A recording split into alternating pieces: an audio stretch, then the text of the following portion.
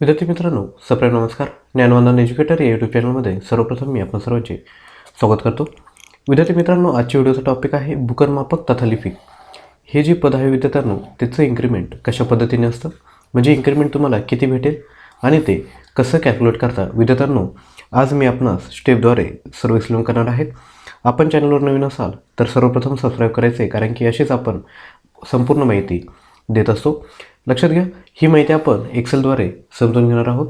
सर्वप्रथम विद्यार्थ्यांनो लक्षात घ्या, भूमी अभिलेख जी भरती आहेत विद्यार्थ्यांनो आपली, त्यामध्ये ॲडव्हर्टाईजमध्ये त्यांनी सुरुवातीला सांगितलं आहे भूमी अभिलेख विभागातील गटक म्हणजे तुमचा संवर्ग, बरोबर, किंवा तुमची पोस्ट ही गटक पोस्ट असणार आहे, बरोबर. आणि त्या पदाचं नाव आहे भूकरमापक तथा लिपिक. आणि जे तुमचं पॅरेंट विभाग आहे ते आहे भूमी अभिलेख विभाग, बरोबर. महाराष्ट्र शासनाअंतर्गत असणारा भूमी अभिलेख विभाग या अंतर्गत ही भूकरमापक तथा लिपिक ही पोस्ट येतं, गटक संवर्ग. त्यानंतर विद्यार्थ्यांनो पुढे जाऊयात. लक्षात घ्या, ॲडव्हर्टाईज जर तुम्ही शांततेने व्यवस्थित जर वाचले असेल तर तुम्हाला लक्षात येईल की त्यांनी इथं दिलेलं होतं पदाचं नाव व वेतन श्रेणी. भूकरमापक तथा लिपिक हे तुमचं पद, तुमचा वेतन स्तर दिला होता विद्यार्थ्यांनो, काय दिला होता S6.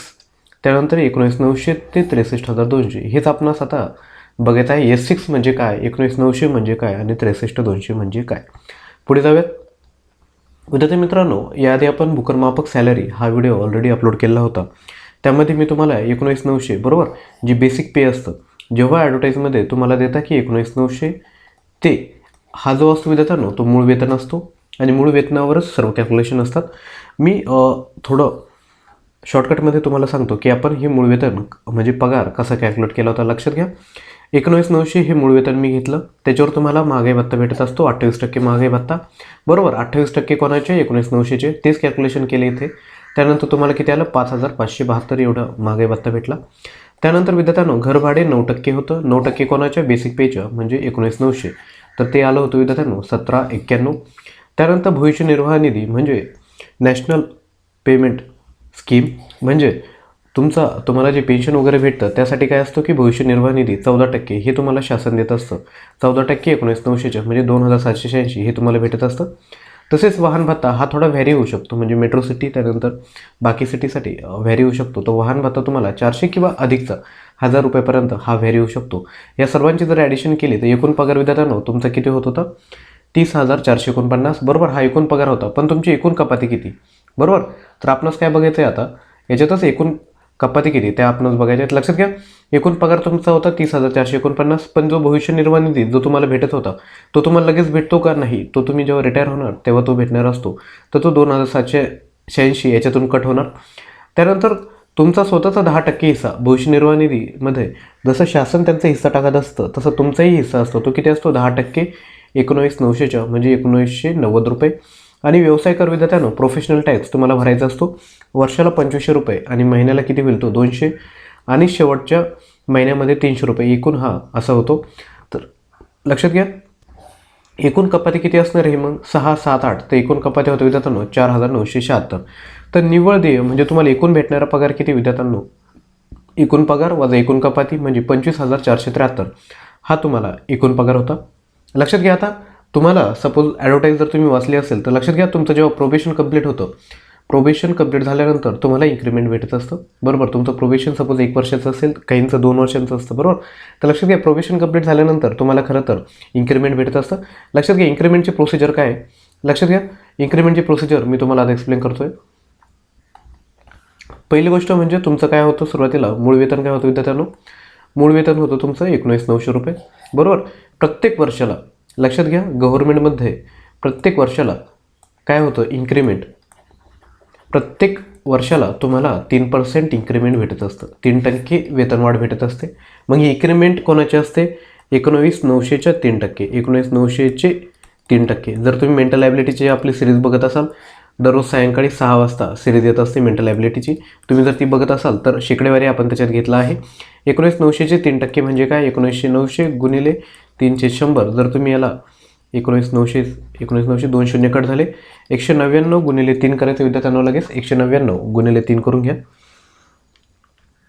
199 गुणिले 3 म्हणजे किती आलं ते 597. किती आलं विद्यार्थ्यांना ते 597, बरोबर. मग हे 597 रुपये कशात ॲड करायचे तुम्हाला, हे 19,900 जे पाठीमागचं तुमचं मूळ वेतन होतं किती होतं, 19,900 प्लस 597 ॲड करा विद्यार्थ्यांनो. काय येईल? 97 तसेच 9,5,14 हापसाला 1, 9,1 10 हापसाला 1, 20,497. 20,497 आलं बरोबर. हे कुठं लाई करतं? ह्या दोघांच्या मध्ये 20,497 लाई करतं आहे बरोबर. 20,497 म्हणजे तुमचं जे पुढचं मूळ वेतन असणार आहे ते किती असणार विद्यार्थ्यांनो? 20,500. तुमचं पुढचं मूळ वेतन काय असणार आहे? 20,500. म्हणजे तुमचा जो पगार कॅल्क्युलेट होणार विद्यार्थ्यांनो तो कशावर होणार आहे? आता 20,500वर कॅल्क्युलेट होणार आहे बरोबर. तर लक्षात घ्या. आणि लक्षात घ्या, तुम्ही जर जॉईन झाले, सपोज तुमची जॉईनिंग जर तुम्हाला जानेवारीमध्ये सपोज तुमची जॉईनिंग आहे, इमॅजिन करा की तुमची जॉईनिंग जानेवारीमध्ये आहे. काय विद्यार्थ्यांनो? तुमची जॉईनिंग जानेवारीमध्ये आहे बरोबर. तर तुम्हाला इन्क्रीमेंट कधी भेटणार आहे? एक तर इन्क्रीमेंट दोनदा भेटत असते, एक तर जुलैमध्ये इन्क्रीमेंट भेटतं, नाही तर जानेवारीमध्ये इन्क्रीमेंट भेटतं.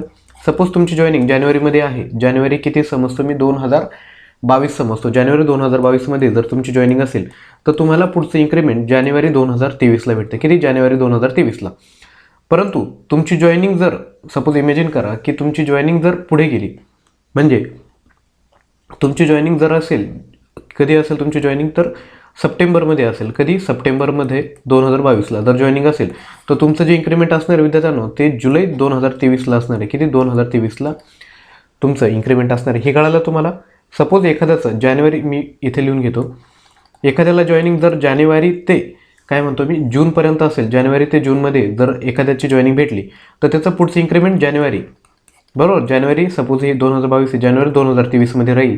सपोज एखाद्याला जॉईनिंग जुलै ते डिसेंबरमध्ये भेटले, जुलै ते डिसेंबरमध्ये, तर त्याचं इन्क्रीमेंट त्याला जुलै 2023मध्ये भेटतं. हे बेसिक लॉजिक आहे, लक्षात ठेवा. समजायला थोडं कठीण जाईल, जेव्हा तुम्ही सर्व्हिसमध्ये लागाल तर हे अधिक चांगल्या पद्धतीने कळेल. तर विद्यार्थ्यांना पुढे जातोय आता.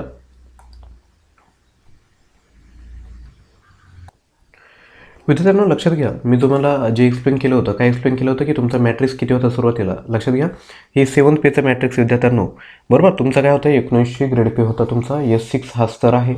तुमचं सुरुवातीचं जे होतं ते 19,900 होतं. नेक्स्ट तुमचं इन्क्रीमेंट किती असणार? 20,500. त्यानंतर पुढच्या वर्षाला असणार 19,100. त्याच्या पुढच्या वर्षाला असणार 21,700. ही इन्क्रीमेंटची प्रोसिजर आहे. आणि जेव्हा तुमचं प्रमोशन होतं तर प्रमोशन कशात असणार? S7मध्ये असणार आणि ते पुढच्या स्तरामध्ये असतं. आपण हे पुढेही घेणार आहे. सुरुवातीला आपण काय बघणार आहे? फक्त इन्क्रीमेंट बघणार आहे. तुम्हाला प्रमोशन लगेच नाही भेटत. तुम्हाला प्रमोशनला 5 ते 6 वर्ष लागतात. त्याच्यामुळे त्याची चर्चा करण्यात आता काही अर्थ नाही. ते इन्क्रीमेंटबद्दलच चर्चा करतोय. लक्षात घ्या, 19,900 असणार आहे. तुमचं इन्क्रीमेंट झाल्यानंतर तुम्हाला किती भेटणार? ते 20,500. तर लक्षात घ्या, लगेचच 20,500च्या अनुषंगाने आपण आता सॅलरी कॅल्क्युलेशन विद्यार्थ्यांना करतोय. लक्षात घ्या, तुमचं मूळ वेतन किती आहे आता विद्यार्थ्यांनो? 20,500 आहे. त्याच्याच अकॉर्डिंगली इथं काय येणार आता? 28%. 20,500चे करायचे तुम्हाला. 28% 20,500चे केले तर 5,740 येतात. घरभाडे 9% आहे. 9% कशाच्या? 20,500च्या. तर तुम्हाला घरभाडे किती भेटतं? 1,845. विद्यार्थ्यांनो लक्षात घ्या, ही एक्सेल फाईल आहे बरोबर. ही एक्सेल फाईल आहे. एक्सेल फाईलमध्ये मी व्हॅल्यू चेंज केला तर ह्या खालच्या सगळ्या व्हॅल्यू चेंज होतात. लक्षात घ्या. त्यानंतर भविष्य निर्वाह निधी 14% हा असणार आहे 20,500चा बरोबर, म्हणजे 28,70. त्यानंतर वाहन भत्ता तेवढाच राहणार, म्हणजे तुम्हाला आता एकूण पगार भेटणार आहे 31,555. ठीक आहे, या सर्वांची ॲडिशन मी केली आहे. त्यानंतर पुढे कपाती किती असणार विद्यार्थ्यांनो? मी तुम्हाला काय सांगितलं होतं? सुरुवातीला सांगितलं होतं एकूण कपाती काय असणार विद्यार्थ्यांनो? 14% असणार आहे. कशाच्या? 20,500च्या. म्हणजे तुम्हाला 28,70 कपाती होईल. 10% असणार आहे 20,500च्या, म्हणजे तुमचं 2,050. व्यवसाय कर 200, म्हणजे एकूण कपाती किती होता विद्यार्थ्यांनो? 5,120 एकूण कपाती. आणि तुमचा इन हँड सॅलरी किती की 26,235. तर आता इन्क्रीमेंट झाल्यानंतर सॅलरीमध्ये किती फरक पडला विद्यार्थ्यांनो तो बघायचा आहे. लक्षात घ्या, आधी आपण काय केलं होतं? 19,900वर कॅल्क्युलेशन केले होते बरोबर. 19,900वर सगळे कॅल्क्युलेशन आपण केले होते. त्यानंतर 20,500वर सगळे कॅल्क्युलेशन केले होते. हा जो आहे ह्या व्हॅल्यू सगळ्या काय करायच्या? विसरून जायच्या. कारण की 19,900साठी 19,900 घेतले आणि 20,500साठी आपण 20,500 घेतले, त्याच्यामुळे याला फक्त निग्लेक्ट करा. लक्षात घ्या, जर तुम्ही एकूण पगार जर बघितला तर 19,900 मध्ये इनिशियली तुमचा पगार होता 30,449. इन्क्रीमेंट झाल्यानंतर तुमचा पगार आहे 31,355, म्हणजे 906 रुपयाचं इन्क्रीमेंट तुम्हाला भेटलेली आहे. त्यानंतर तुमचा एकूण कपाती आधी किती व्हायच्या? 4,976 एकूण कपाती व्हायच्या. आता 5,120 होईल, म्हणजे एकूण किती डिफरन्स आहे? 144. त्यानंतर आधी पगार तुम्हाला 25,473 भेटत होता, आता 26,235 भेटतोय, म्हणजे एकूण डिफरन्स किती विद्यार्थ्यांनो? 762. आपण विद्यार्थ्यांनो सखोल पूर्ण माहिती घेतलेली आहे. कशा पद्धतीने इन्क्रीमेंट काय कॅल्क्युलेट केलं जातं वगैरे सर्व आपण डिटेलमध्ये बघितलं आहे. विद्यार्थ्यांनो जर तुम्हाला व्हिडिओ आवडला असेल, जर सपोज तुम्हाला वाटतं की हा व्हिडिओ उपयुक्त झाला, तुमच्या नॉलेजमध्ये भर झाली, तर सर्वप्रथम काय करायचं आहे की चॅनलला लगेच सबस्क्राईब करून घ्या विद्यार्थ्यांनो. चॅनलला सबस्क्राईब करून घ्या. तसेच आपल्या चॅनलवर आपण डेली 8 वाजता आणि सायंकाळी 6 वाजता व्हिडिओ अपलोड करत असतो. सकाळी 8 वाजता आपण काय करतो, सामान्य ज्ञान, मराठी, त्यानंतर मराठी व्याकरण झालं, त्यानंतर इंग्लिश झालं, त्यानंतर चालू घडामोडी झाली, यावर व्हिडिओ बनवत असतो बुकरमापक पदासाठी. आपण चॅनलच्या प्लेलिस्टमध्ये जाऊनही सर्व बघू शकता. सामान्य ज्ञानची प्लेलिस्ट आहे, मराठी व्याकरणाची प्लेलिस्ट आहे, अशा प्लेलिस्ट आपण तयार केल्या आहेत. त्यानंतर मेंटल ॲबिलिटीची सिरीज आपण घेतलेली आहे, तीही तुम्ही बघू शकता विद्यार्थ्यांनो. जर व्हिडिओ उपयुक्त वाटला, तुम्हाला माहितीगार वाटला, तर नक्की चॅनलला सबस्क्राईब करा आणि व्हिडिओला लाईक करा विद्यार्थ्यांनो. आजचा व्हिडिओ आपण इथेच थांबवतोय. थँक्यू.